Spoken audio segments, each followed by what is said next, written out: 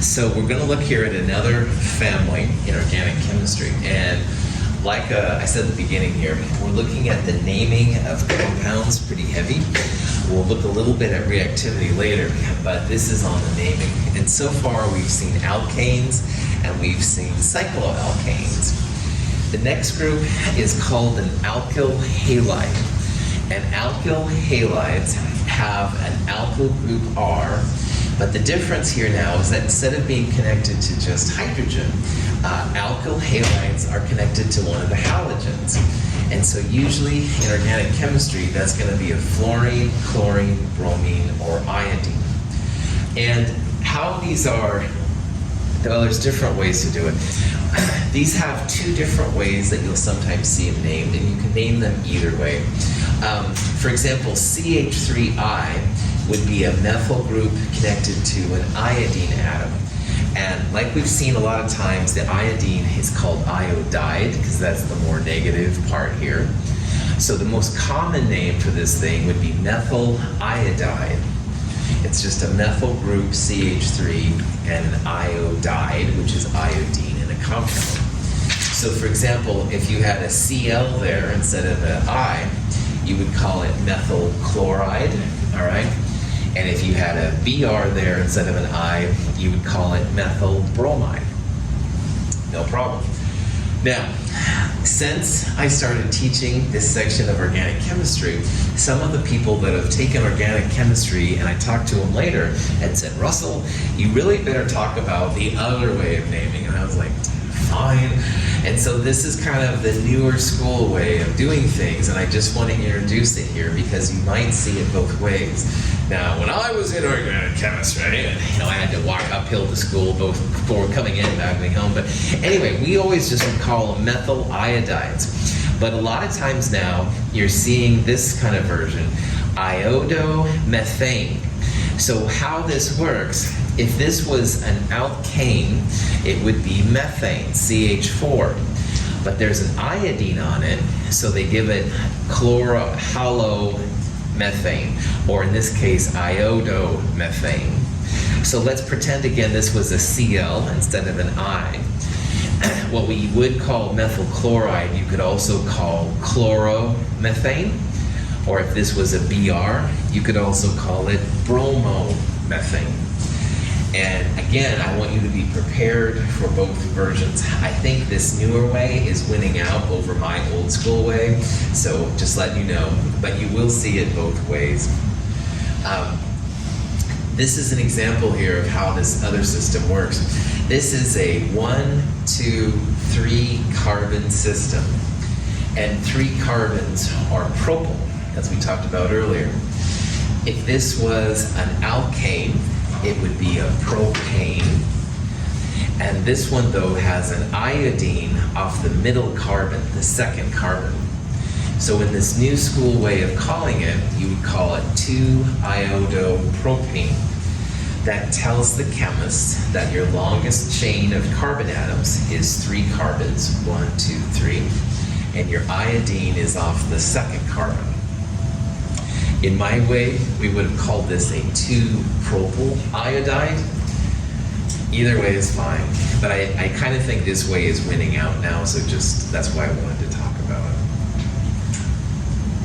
Questions on this?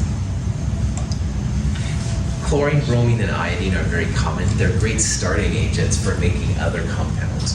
So you'll see bromo and iodo and chloro. The most famous of these by far, though, is chloroform. And if you've ever seen in bad movies, which of course I watch a lot and stuff, chloroform is something sometimes they'll put on a rag and put over and then, they collapse on the ground and stuff like that. Anyway, chloroform is the common name for what we would call then in the new school version, trichloromethane. It's CHCl3. So methane would be a single carbon. This thing has 3 chlorines on it, so trichloromethane. So if you ever see the movies when there's, and I saw one the other day, it might have been that 355 movie, but anyway, whatever, it doesn't matter. They were using something to knock out people. Like they put a cloth over their head. Oh, all right. Well, chloroform is commonly, or used to be anyway, commonly used for that and stuff. So anyway, I found this meme. It really cracked me up. I have a strange sense of humor. Questions? All right. Now, all this might make you want to start drinking. I mean, alcohols are an important part of organic chemistry. And my stupid joke, as all my jokes are, drinking alcohol is, of course, very common in our world. Just say no, kids. However, in chemistry, alcohol is actually a family of compounds, all right? So it's more than just drinking alcohol. And let's talk about it from a chemical perspective, what an alcohol means. And we'll talk about the regular drinking alcohol too. Alcohol is another one of these families. It's an alkyl group R, which again, alkyl groups can be any of these guys and stuff like that. But the alkyl group has an OH connected to it. All right, so this is our first example of a compound with oxygen in it, no problem. All of the alcohols have this formula. It's an alkyl group with an OH. Now, the general alcohol formula would be CnH2n plus 2. And up to that, that was just an alkane. But the difference is now is that there's an oxygen. So oxygen, like we've seen, likes to have 2 single bonds and 2 lone pairs, or sometimes a double bond and 2 lone pairs. In the alcohol's case, it's 2 single bonds. And you can see right there in this molecule that oxygen has 2 single bonds. There would be 2 invisible lone pairs. So around that oxygen, you'd have a tetrahedral, EPG, and a bent molecular geometry. Angles about 109, blah, blah, blah. Now, to name alcohols, all right, you take the alkyl group itself, you take the YL off, so ethyl becomes F, and you add anol. So ethanol is the ethyl group minus YL plus the ANOL. Ethanol is drinking alcohol. So if you go to Geno's after this, and you're like, oh, organic chemistry. Well, for better or worse, ethanol is one of the versions of alcohol. But in my chemistry world, there's a lot of other alcohols too, and we'll talk about that here in a little bit. Ethanol also has a common name, like drinking alcohol, ethyl alcohol. These are different names, but the official name, which is what we're trying to focus on in this class, would be ethanol. Ethyl minus the YL plus the ANOL. Any questions on that? All right. Now, ethanol, you can drink, for better or worse, and I'm not proposing here that you do, but the other alcohols you generally don't want to consume, right? They're bad. For example, methanol, which is sometimes called wood alcohol, will make you go blind. This is propanol. All right, and propanol is another compound that you really don't want to consume. I think this one would be better than the methanol, but I don't think you would do this one either. Anyway, to name this crazy thing, propyl is a 3-carbon system, so CH2, CH2, CH3. And on the end now, you're putting one of these alcohol groups, these OH groups. Now in this example, we're putting the OH off the end. So this is the formula right here, and you can see how all the carbons, again, tetrahedral, sp3, blah, blah, blah, we got that OH on the group. But notice here how I called it 1-propanol, all right? The OH group is going to be, as you'll see, pretty important to chemists. You can do things with that OH group. Propanol is different than propane. Propane is a great fuel to burn for barbecues. That's about it. Propanol though, oh my gosh, there's a lot of things you can do with propanol as a chemist. You can make it into other compounds and stuff. So the alcohol part is pretty important. So 1-propanol, all right, means that the first carbon of the 3-carbon propane, the first carbon has the OH on it. And again, in my day, we would just call this 1-propanol. However, there's a new system. Anyway, sorry, just my insane laugh there. Instead of calling it 1-propanol, they put the 1 between the N and the OL. And as you get to more complicated biochemistry, this actually does make sense, but for this part, it's kind of annoying. And what's really annoying, and I apologize, I'm just the messenger, didn't make these rules, is that you can see this in both ways, and it's the same thing. 1-propanol and propan-1-ol are the same thing. Turning that frown upside down, you have two chances to win. If I gave you this structure and you called it 1-propanol or propan-1-ol, credit both ways. So hopefully that makes it a little bit better.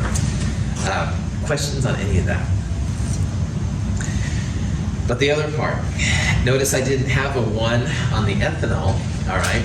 I do have a 1 right here, and that's because in propanol, you start to get into isomers. And the isomers, in this case, have to do with where the OH is. So 1-propanol, or propan-1-ol, means the OH is off the end carbon. Now again, remember, you gotta count left to right and right to left. If you count left to right on these carbons, or number them, 1, 2, 3, this would look like a 3-propanol.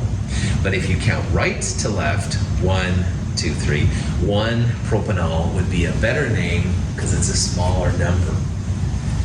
Questions on that part? Okay. This is 1-propanol or propan-1-ol. You can also move that OH to the middle carbon. So imagine this hydrogen is put on here and this OH is right there. That makes this compound where now the OH group is off the second carbon. So this would be 2-propanol or propan-2-ol. Notice how the structures, when you try and draw them out, gets a little bit more complicated. So what sometimes people will do is they'll put the OH group in parentheses, all right? If you put just CHOH, it would be confusing because carbon, once again, can only handle 4 bonds. Putting this in parentheses shows that's an OH group. The hydrogen is off the oxygen. So if you see this, that's what it's trying to do. It gets harder and harder to draw it in, to write it out in Microsoft Word, I'll be honest. You want to have some information on what the compound looks like, but it gets more and more crazy. So, alcohols have an OH. If there's more than one position, like here, there's 2 systems to name them, and either one is fine. The bottom one here is the newer one, propan-1-ol, but you can also call it 1-propanol, and that's fine.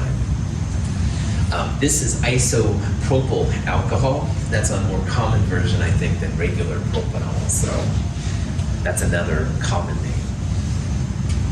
Questions? There's one more thing we have to talk about when it comes to alcohols. Alcohols, like I said, are super useful in organic chemistry. And sometimes chemists will talk about primary, secondary, or tertiary alcohols. If you hear primary, secondary, or tertiary, this is what it means.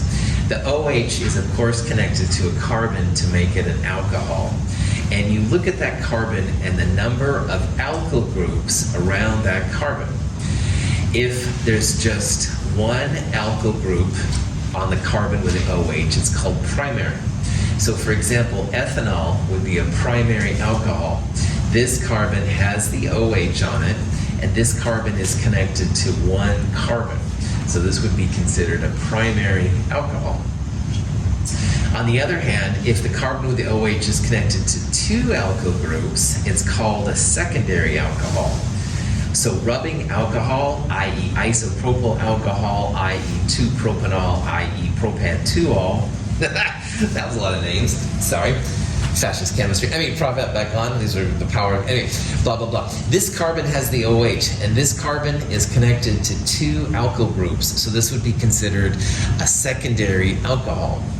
A tertiary alcohol would be like this one right here, but there might be a CH3 right there. You'd have three alkyl groups connected to the carbon. Why this is important, you'll see in organic chemistry, not so much here, but all those alkyl groups, they donate electron density to that central atom. So this carbon right here has a ton of electrons being donated by those alkyl groups. The primary only has this alkyl group to connect it. Hydrogen's like blind, doesn't do anything. All right, so a little bit of electrons, more electrons, lots of electrons. So these behave quite a bit differently than these do up here. You don't need to worry about that. If you hear primary, secondary, tertiary, just keep this slide in the back of your mind. You can go back and look at it later. Questions? So, here's a top compound, and let's see if we can figure out what the name of this is going to be. So when I look at this, all right, I see hydrogen, hydrogen, hydrogen, hydrogen. Whoops, there's an OH. And the OH is enough to kick it out of like an alkane and into, of course, an alcohol, all right? So because that OH is there and it's on the carbon like that, this is going to be an alcohol. It's not going to be an alkane or cycloalkane or whatever. To name it, now first thing we do is you look for the longest chain, and the second thing is smallest numbers. So how many carbons are in the longest chain of this molecule? Yeah, I see it, Marley. Yeah, 4. That's right. Well done. There's 1, 2, 3, 4 carbons in the longest chain. What would be the name of an alkane with 4 carbons in it? Butane. Well done. So if this was an alkane and with 4 carbons, it would be butane. So you can see that the first 4 up there have butan in them, butane. All right, that's where the butan part comes from. But this isn't an alkane, it's an alcohol, all right? So one thing you could call it would be just butanol. That would say, hey, we've got 4 carbons, that's where the but part comes from. The OL tells the chemist that you've got an alcohol. Butanol would be one possible name here. But do we have to think about numbers in this molecule? Yeah, totally. And here's why. You could have the OH on the second carbon, or third carbon, depending on how you look on it. But you could also put it like on the end right here. And that's an isomer, all right? You can't twist this one into having an OH right there. It has to physically, pull the atoms off, put them on the other ones and stuff. That would be a separate one. So we're gonna need something to do with numbers here. All right, so smallest number is also the key thing. Butan 1-ol would be alcohol off the first carbon. And that's not the first carbon. This would be the first one or this one right here, and that's not the case. So it really comes down, assuming it's not this one, and it's not, hint, it's either going to be one of these. And if you count left to right, 1, 2, 3, it looks like it could be a butan 3-ol, like 3 butanol. But can you get a smaller number here? Yeah, right on. Yeah, good. I see lots of, oh, peace to you too. No, just joking. Sorry, it's a bad joke in organic chemistry. There's lots of bad jokes in all these things. Hey, profit it back on. Left to right, 1, 2, 3, but you've got to look left to right and right to left. All right, so 1, 2, this is also the second position if you go right to left. So the very best name here would be butan 2-ol. And just as a quick reminder, man, especially when you're learning, all right? You can start off, ignore the hydrogens. They're so boring at this point, it's not even funny. So you've got the OH here, all right? So one thing you could do, start on the left, 1, 2, 3, 4, all right? We could call this a 3OH, but man, do it the other way too. So 1, 2, 3, 4. 2 is smaller than 3, and smaller numbers are cool in organic chemistry. So this is one way to kind of help you when you're starting this, because again, you're so used to reading left to right on these things, but you got to go right to left on these as well. Any questions on that? Now, the last examples had one OH group. And believe it or not, there are examples of compounds with 2 OH groups on them. Now, one alcohol had an OL on it, like ethanol. 2 alcohols, 2 OHs, are sometimes referred to as diols. Di is 2 alcohol groups. A diol is that. Glycols is the official name. Diols is somewhat unofficial. And a glycol or a diol just means you have 2 OH groups on your carbon. Now, believe it or not, if you put antifreeze in your car, you're putting either ethylene glycol or propylene glycol, or maybe a combination of them both within it. And these are actually glycols. Ethylene glycol, ethylene is like ethane, 2 carbons if it was an alkane. But we have a diol, 2 OHs. And in this case, 1 OH is off the first one, 1 OH is off the second one. So the official name would be ethane 1,2-diol. That's the ethylene glycol is the unofficial name. Propylene glycol comes from a propane. So you can see how even in the common names, a lot of times you'll have a key to what the longest chain is once you get used to this. So ethylene comes from ethyl, or which is ethane. Propylene comes from propyl, which is like propane. So this is propane. The alcohols in this one are off the first and the second ones. Don't call it 1,2,3, we call it 1,2 propane 1,2-diol. So these are good things for your car. Keeps the car radiator from freezing and jazz like that. And if you're curious, yes, you can even put 3 OHs on it. Glycerol, which is sometimes used for lubricants and stuff like that, is a triol, 3 OH groups on it. Glycerol is 3 carbons, like a propane, but the propane has 1, 2, 3 OHs, and each of them is off a different carbon. So the official name for glycerol would be propane 1,2,3-triol. Now the alcohols are going to be important for you all to know. The glycerols and glycols, the triols and diols aren't as important, but I want you to hear these names because these are things that kind of blew my mind, like I said, in organic chemistry, and I don't want you to go through that yourselves. Any questions? Yeah. The alkane goes first, and then the numbers and the OH groups, like the number of OH groups. Correct. This is the Always the case? this is the newer way of talking about these namings, and it's like alkane number or numbers and OL for alcohol. So you could also call this this would be propanol. It would be a tripropanol. You could say 1, 2, 3 tripropanol would be the old name, or triol or something like that. This way, I'm trying to introduce just so I think it's the better way and stuff of doing it. But yeah, you saw it. Alkane name first, all right? And then after that, the numbers of the alcohols. And you have 3 alcohol OH groups, and they're off the first, second, and third carbons and stuff. Good. I am on your side. You're probably thinking, oh, you fascist, all these names and stuff, and I understand, but trust me, I'm trying to get you ready so that if you do take this class, you'll be able to rock it. So. Good. Other questions? Okay. Now, the alcohols had an oxygen with 1 hydrogen on one side and another carbon on the other side, but there was a hydrogen.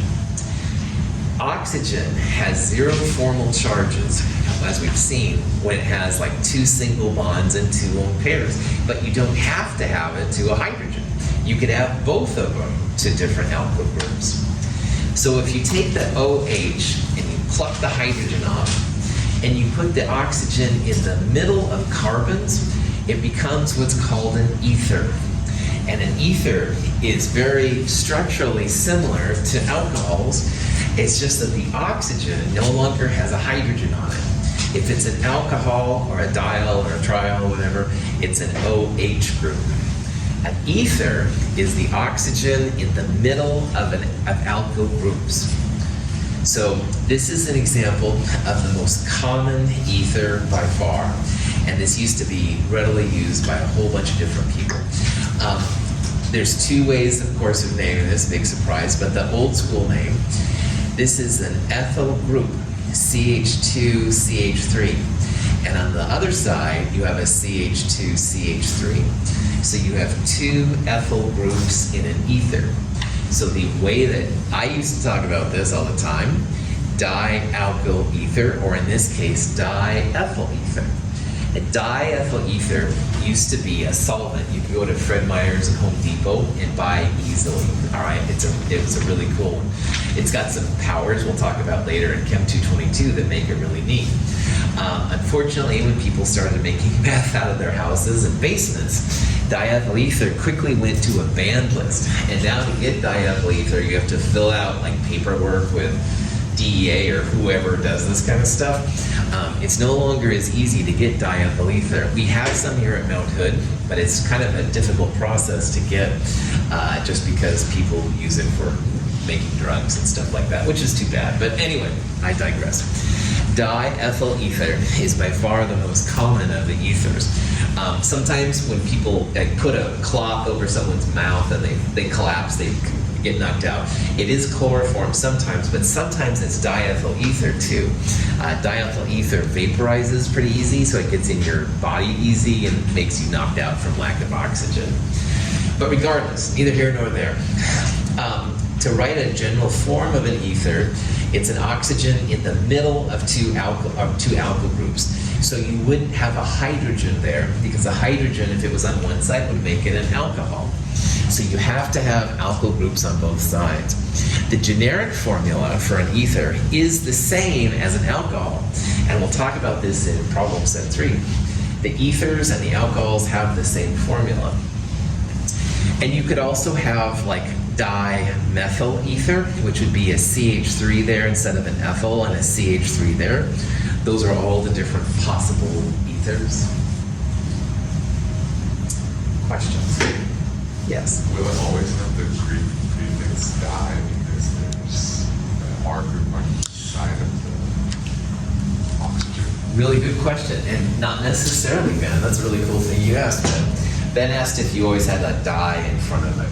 If they're the same, you will, like dimethyl or diethyl. But then you could have a methyl group, the oxygen, and an ethyl group. So this one would have a methyl and an ethyl. To name this thing, ethyl alphabetically before M-methyl. So this would be ethyl methyl ether. Good call. I should have put that in the notes, actually. That was a really good call you made there. So, other questions?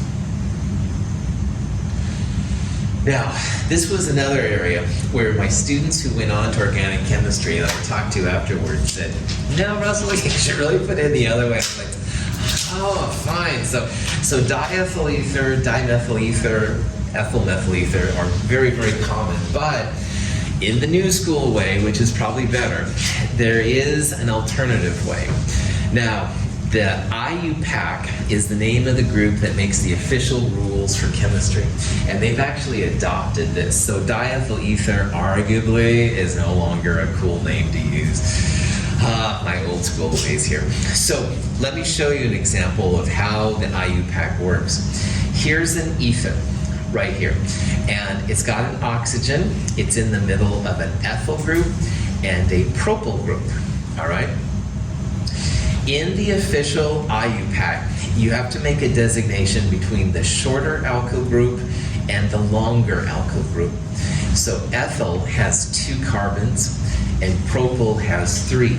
So the shorter one here would be the ethyl, and the longer one is the propyl. So the shorter one, you take the YL off the ethyl becomes F, and you add oxy. So this would be an ethoxy group because the ethyl group is off the oxygen, and ethyl is shorter than propyl. And the longer group, you essentially call it by the alkane name again, just like Juliana and I were talking about earlier. So propyl, take off the YL and add the ane, would be propane. Now on top of this ethoxy group right here is currently off the first carbon of this 3-carbon system. So to be official here, we should call this 1-ethoxy propane. Ethyl shorter than propyl, so we're turning the ethyl into ethoxy. Propyl becomes propane, And you have a choice here where the CH3CH2O group goes. Right now it's off the first carbon in propane, but you could have it off the second carbon in propane. So 1-ethoxypropane would be the official name. Now in the old days, I would have called this ethyl 1-propyl ether, ethyl 1-propyl because it's off the first carbon, ethyl before P-propyl. But again, the new school way does have some advantages. So. Questions on that? You said that it's off the first carbon. Do you mean the oxygen is off of the first carbon for propyl? That's right, exactly. It's the oxygen and this whole ethyl group. That's the ethoxy. So ethoxy means all of this right here. But you're right, Juliana, the connecting part is the oxygen. So yeah, so if you had the CH3CH2O group and you pulled off one of these hydrogens and put it right there, then you could have a 2-ethoxypropane. Excellent question. Okay, this next example, here's something in parentheses. So that means the CH3 is connected to this oxygen, and this oxygen is connected to this carbon. So in this problem, there's 1, 2, 3 carbons in a row. That's like a propane. And here's a methyl group like a methane. So the shorter one is definitely the methyl. That's only 1 carbon versus 3. But this one now is off the second carbon. So using this shorthand, this new way, this is a methoxy group. It's a methyl group off the oxygen, and it's shorter than the propyl. It's a methoxy group off the middle carbon, which would be 2-methoxy. And there's 1, 2, 3 carbons in the longer part. This would be 2-methoxypropane. In the old days, methyl 2-propyl ether works for me, but anyway, things keep changing and stuff like that. So this isn't a very good picture here, but it's from a coffee mug, and it says something, get organic chemistry or you don't. And at first people are like, what the? Well, you either get organic chemistry or you don't. You either get it. Okay, bad joke. Sorry.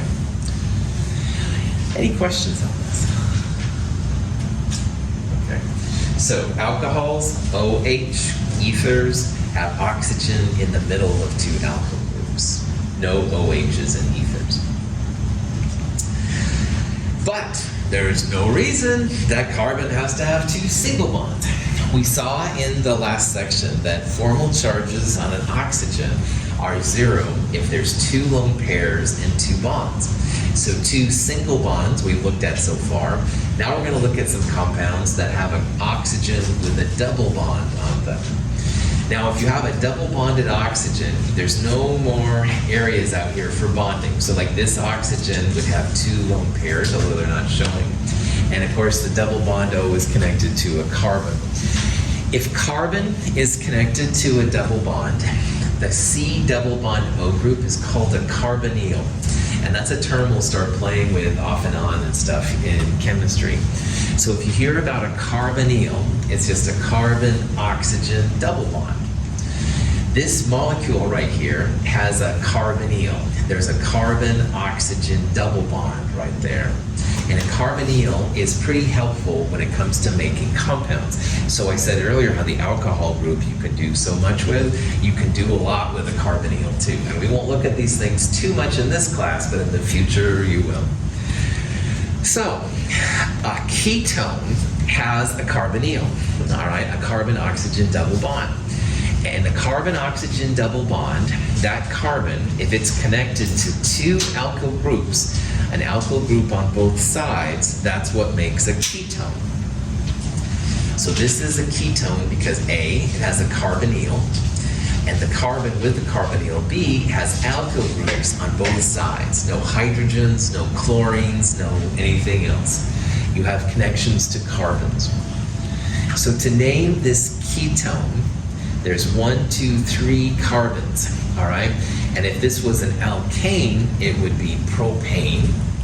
However, because it has a ketone, it's ketone, carbonyl oxygen in the middle, this compound is officially known as propanone. And propanone, CH3, C double bond O, CH3, is a super helpful chemical. This is something you can go to Fred Meyer's, Home Depot, whatever, and purchase. If you have fingernails that you get painted up to take off the paint, they use acetone. Propanone. Sorry, I'm giving away my next slide here a little bit. Propanone which is also known as acetone, is super helpful for taking that kind of stuff off. There's also lots of other random uses for acetone. Some people dislike the smell. I actually don't mind it. I mean, you don't want to smell this stuff for a long time, obviously, but anyway, I digress. As I said, propanone, which is the official name, has a much more common name, which is acetone. So if you go to Fred Meyer's, you wouldn't see propanone for sale, but you would definitely see acetone for sale. And acetone is pretty handy when it comes to things. Don't put acetone on your smartphone face. I was trying to take off this tape on my wife's phone. Needless to say, the acetone took the tape off, but it also took off a lot of the touch screen stuff, so that was an expensive mistake, I found out. But anyway, acetone, propanone is pretty powerful for taking off a lot of things. If you have something that's really sticky and you can't get it off, sometimes propanone or acetone will do the job. If this was a normal chemistry experience for everybody, we would have used acetone several times in the lab already. Of course, with COVID right now, things are a little crazy, so I haven't probably had a lot of experience with acetone, but one day, Profit back on. Questions? Yeah. Maybe keystones with two different alkyl groups. Is that, how do you go about that? I see what you're asking. So let's go back to this picture, and it's having a CH3 here and a CH2CH3 on one side. And the difference now, Ben, is we'll put a carbonyl in the middle. Now, this is the carbonyl, and the carbon with the carbonyl is connected to carbons on both sides, so it's a ketone, and that'll be important here in a little bit. That's why I'm bringing it up.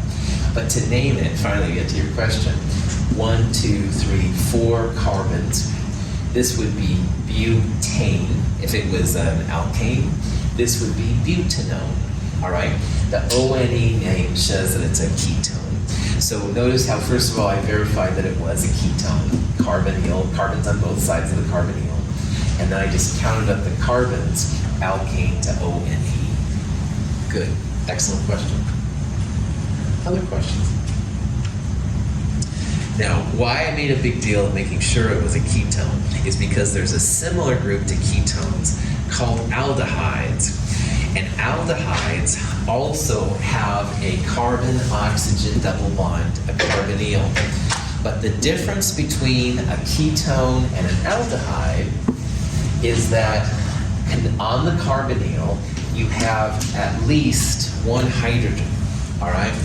And for reasons that are important in organic chemistry, but more than we need to go into here, the reactivity is quite dramatic. So an aldehyde has at least one hydrogen on the carbonyl, all right? The ketone, that carbonyl had carbon on both sides of it. But with an aldehyde, you have at least one hydrogen.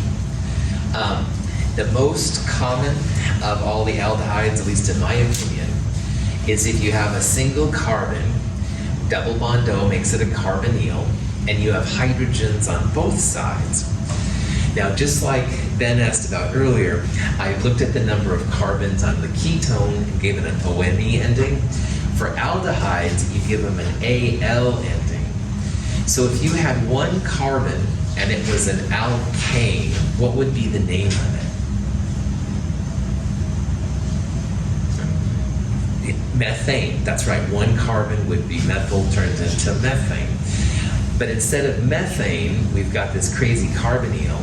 So we take the A and E off and put the AL on the end of it, methanol. And methanol is the formal name of this one carbon aldehyde.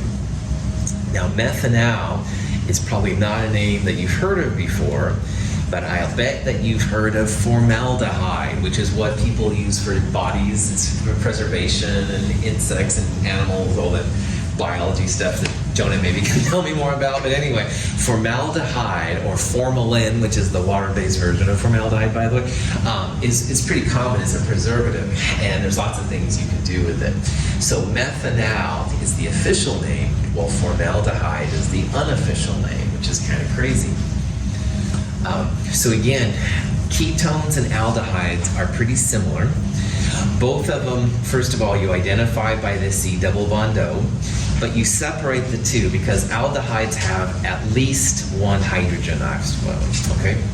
And then once you figure out if it's a ketone or an aldehyde, if it's a ketone, you just call up the number of carbons and turn it into a ketone. But in this case, we turned methane into methanol because it was an aldehyde. Now over here on the board, I've got a 3-carbon system. It's a carbonyl right there. There's one hydrogen next to it. This would be propane if it was an alkane, but because this is an aldehyde, this would be propanol, A-L, propanol. You change the propane to an A-L, propanol. Now, one of the first quizzes I took in organic chemistry, there's methanol and there's methanol, O-L, the alcohol version. And I thought, oh, teacher just doesn't know what they're talking about. Same thing. Whoa! I got spanked pretty hard on that one, man. So I didn't know that there was methanol and methanol, all right? But they sound pretty similar. And again, my instructor had an accent, so I wasn't used to their intonations and stuff. That hurt, man. But it's okay, no problem. Live, learn, expand.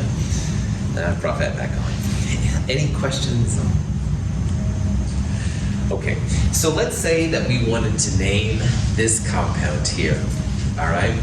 Well, lots of things to think about, but the first thing is we don't have just hydrogens around. We have one of these carbonyls. So if you see a C double bond O, it's gonna be probably either a ketone or an aldehyde, all right? The aldehydes, like this one on the chalkboard I had, carbonyls next to a hydrogen is what makes an aldehyde. But this carbonyl, does this carbon have any hydrogens right next to it? No, it's got carbon on both sides. So this one's going to be a ketone, all right? Again, aldehydes have to have a hydrogen next to it. This one doesn't have hydrogen on either side of it. So this is going to be a ketone, not an aldehyde. Questions on that? Okay. To name them, it's not too bad. 1, 2, 3, 4 carbons, all right? What would the name of this be if it was an alkane? Butane, well done. It would be butane with 4 carbons, but this is a ketone, O-N-E, so we take that butane and you change it to butanone. The O-N-E tells the chemist that it's a ketone, not an aldehyde or an alkane or anything like that. Any questions?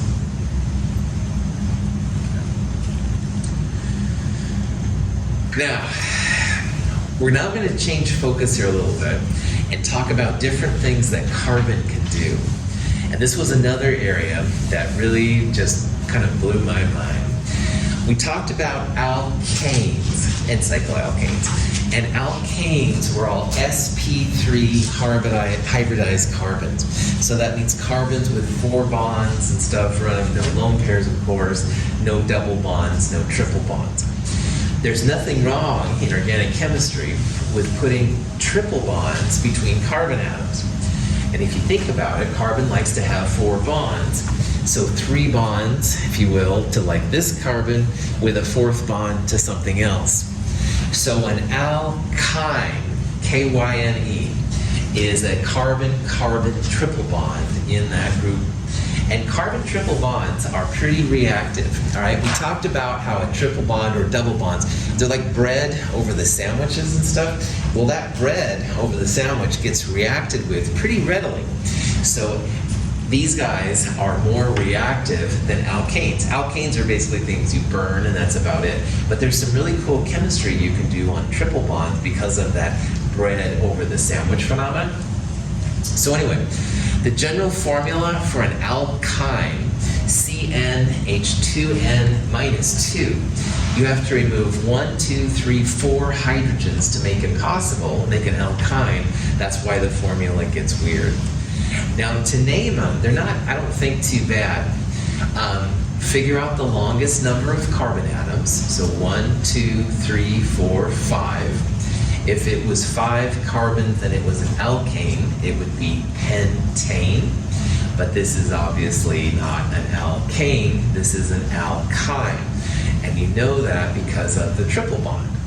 So pentane as an alkane becomes pentyne as an alkyne. And the YNE now tells the hip chemist that you've got a triple bond.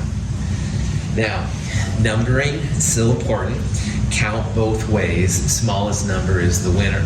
If you count from the right to the left, 1, 2, 3, the triple bond would be between the third and the fourth carbons.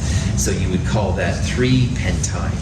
However, left to right, 1, 2, the triple bond is between the second and the third carbon. 2-pentyne would be the new name for it. And 2 is better than 3, so 2-pentyne. Notice that the number is where the triple bond begins, all right? So the triple bond is between the second and the third carbons, but you would call it 2-pentyne. And you could have 2-butyne, stuff like that as well. That triple bond has that red over the sandwich thing, and look how flat it is right there. And again, that's a difference because these are now sp hybridized, 180-degree angles. The outsides are sp3 tetrahedrals. They're bouncing all over the place, but that middle part, very, very flat. Lots of electron density in that area, so that's why they're super important, and that's why we give them a fancy name and the smallest number possible to know where the stuff reacts. The most common alkyne by far probably is acetylene. Acetylene for torches and stuff like that. He's a great source of energy. Acetylene's official name would be ethyne. How many carbons in an eth group do you think? 2, yeah. So in something like ethyne or acetylene, you'll have 2 carbons and 2 carbons only. You'll have a triple bond between them and then a hydrogen just on the outside. So ethyne would be C2H2, which is kind of wild. By the way, if N is 2, then 2 times 2, 4 minus 2, you'd have 2 hydrogens. So if you see the people with torches and stuff welding, then they're using acetylene, but you now know its fancy name is ethyne. Woohoo! Questions? Okay. Now, we've seen now what happens when you have carbon-carbon single bonds. Let's talk about what happens when you have carbon-carbon double bonds. And these double bond things are called alkenes. Now remember, this is where, I'm gonna take my mask off for just a second. Alkane, A-N-E, single bonds. Alkynes, Y-N-E, triple bonds. Alkenes, double bonds. And they all have a different thing, but they're all very similar, and that's why I'm trying to really focus here, let you hear these terms so they're not quite as weird. Okay. Alkenes are much more numerous than alkynes, all right, and you'll see why in a little bit. All the alkenes have a carbon-carbon double bond in them. All right, so now we saw that like alkanes are sp3, alkynes are sp, alkenes sp2, which means there'll be a double bond and connections for 2 other things. So in the generic fashion, you'll have probably a hydrogen off one and an alkyl group off this carbon, just like this carbon has a hydrogen off it and probably an alkyl group. But you could have all hydrogens, you could have all alkyl groups, it doesn't matter, but you will have that double bond in there somewhere. Now here's a 5-carbon system that has a double bond, all right? And again, the 5 carbons, 1, 2, 3, 4, 5. Just like on the last example, the double bond, lowest number, if you count left to right, the double bond is between the second and the third carbons, so this will be a 2, all right? In the old days, with 5 carbons like that, I would have called this 2-pentene. Pentene, E-N-E, means double bond. The 2 is where the double bond starts. However, new systems for everything. Everything keeps evolving, no problem. So instead of 2-pentene, which is what I would probably still call it, unfortunately, the new way of calling it, just like with the alcohols, is to put the 2 in front of the E-N-E. So instead of 2-pentene, the newer way of calling this is pent-2-ene. And these are the official IUPAC rules. Don't worry about the trans part right now. We'll talk about that in the next slide. But for right now, if you can see, there's 1, 2, 3, 4, 5 carbons. Pentane. That becomes pentene. And because the double bond starts on the second carbon, lowest carbons, the best name would be pent-2-ene.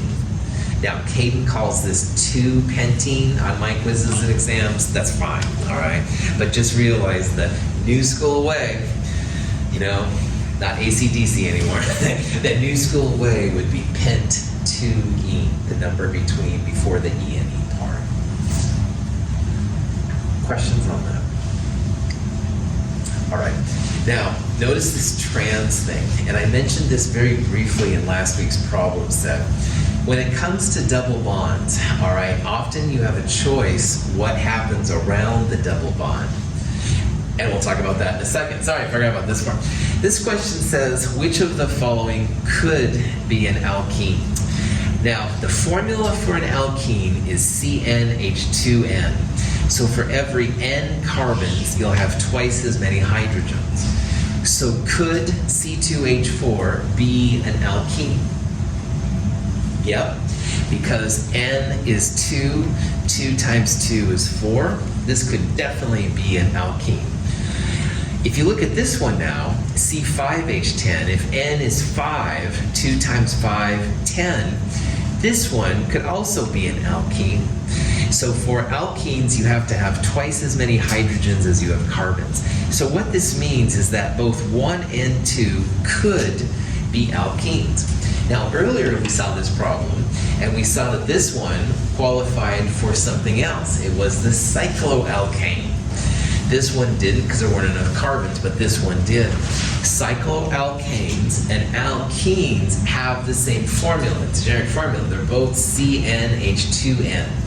So there's limitations sometimes on these things, but on the other hand, it helps you to know that this would not be an alkane. It wouldn't be an alcohol or something like that. Any questions on that?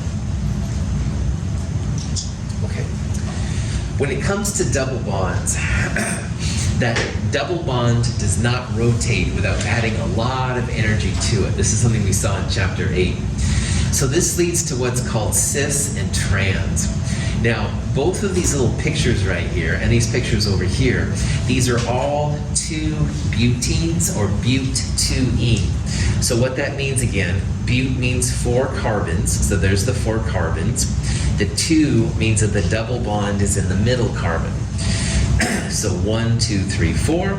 Down on the bottom, 1, 2, 3, 4. But the difference here, and what makes these guys kind of different from alkanes and alkynes, is that there's a choice where the groups go. So in this top one, the methyl groups are on the same side and the hydrogens are on the same side. Like these are both up and these are both down, top versus bottom. This one down here, the methyl groups are opposite. Opposite carbons, opposite sides, I say sometimes. So the methyl group is up and to the left, methyl group down and to the right. Or the hydrogens are that way too. Like one is up and to the right, and the other one's down and to the left. This is cis and trans, and cis and trans is a big part of alkenes. And in an alkene, if you have 2 pieces that are the same around your double bond, you're going to have cis and trans. So in this case, we have 2 hydrogens that are the same, or 2 methyls that are the same. So this one's going to be cis and trans. We'll see later that if you have 3 pieces that are the same, you don't have cis and trans. If they're all different, you won't have any cis and trans. But if you have 2 pieces that are the same, cis and trans is going to be the winner here. So this one right here is cis. The pieces that are the same are both down or both up. So the official name here, cis-but-2-ene. You call it cis-2-butene, I'm fine with it, but officially cis-but-2-ene. This one down here is trans-but-2-ene or trans-2-butene. Why this is so important? Trans is usually pretty much nonpolar. The up to the left is canceled more or less by down to the right. Up here, you don't have that canceling. These methyl groups are both pulling, if you will, opposite directions. These are a little bit more polar usually than trans. And trans groups are what's involved with trans fats. If you heard about trans fats being bad, some of the fats have this particular process. The methyl groups or carbons are opposite. They're not quite as polar as the cis groups. Any questions? Yeah, hey. It's going to be obvious, but like if you move one of the H's for the trans on the bottom and then CH3 over, that make it the same side still, right? If there's two C or H3Cs and a C. Oh, so like if these two were down here, is that what you're saying? Or So say like, so if you're looking at the trans, if you have H3C on the carbon, and then on that same carbon atom, you have the CH3 down. Oh, I see. Yes, same thing. That's right. I see what you're saying. But I'm going to make sure. So instead of writing H3C, if you wrote CH3 right there, that's the same thing. And then if you wrote CH3 right below that too, on the same carbon atom that's doing the double bond. Oh yeah. So like if you wrote one like right here versus right, or maybe wait a minute, Kate, are you saying like if this one was over here? Yeah. Oh, okay. Thank you. That is different. Okay. So first of all, what I was trying to allude to, which I get asked sometimes, if you write CH3 up there instead of H3C, that's totally fine. But Kate, I think I see your question now. That's a really good question. So what Kate, I think, and I want to double check what you're saying, is he's moving both CH3 groups to the same carbon, all right? This is actually a different isomer, man, and that's why it's really good that you asked this. Now, this is an alkene because it's got a double bond, all right? But let's go through all the rules and figure out what the name of this beast was gonna be.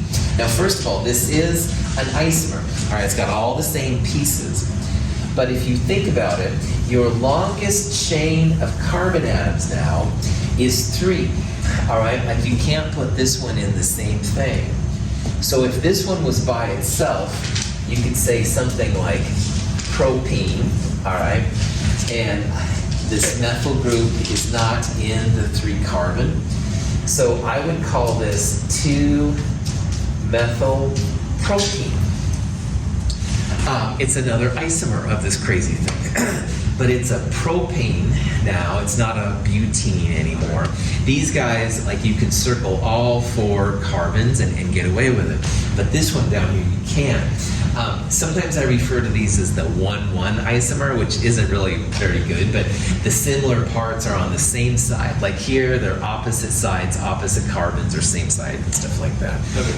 Really good. So Caden did bring up something really important. When it comes to isomers of these things, yeah, this is a whole different one. It usually has a different name, too, and stuff. Excellent observation. Sorry it took me a while to get through there. So.